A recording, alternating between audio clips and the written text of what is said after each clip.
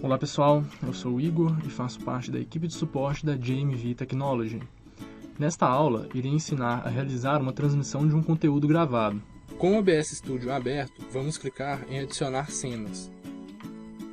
No meu caso, já se encontra uma cena adicionada. Depois de adicionar uma cena, você vai clicar em adicionar fonte. Depois, fonte de mídia. Vai clicar em OK. E então vai abrir esta aba. Como se pode notar, nesta aba temos a opção de explorar em nosso computador para selecionar o vídeo à nossa escolha. Vamos selecionar o vídeo. E depois de selecionar o vídeo, no qual você utilizará para a transmissão ao vivo, você poderá configurar alguns parâmetros que estão logo em seguida. Temos o loop, para que seu conteúdo fique repetindo.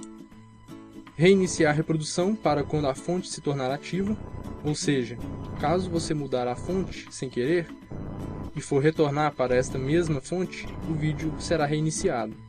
Utilizar decodificação de hardware para utilizar sua placa de vídeo para a renderização do arquivo. Embaixo temos a opção de não mostrar nada quando terminar a reprodução. Depois de terminar a reprodução, ele encerra o vídeo. Depois temos a opção de fechar o arquivo quando inativo. Depois temos a opção de fechar o arquivo quando inativo. Isso permite fechar o arquivo quando a fonte não estiver sendo exibida na transmissão ou gravação, dando a possibilidade de alterar o mesmo. Depois temos a velocidade de reprodução do vídeo. Caso você deseje deixá-lo mais lento ou mais rápido.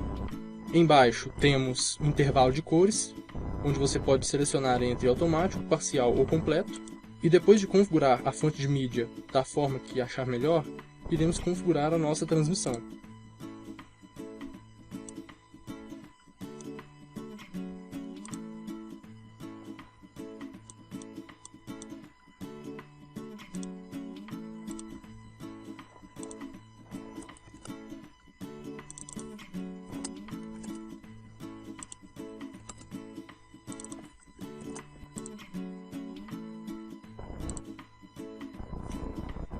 Depois de pegar o link RTMP e a chave de transmissão, podemos dar início à nossa transmissão de conteúdo gravado.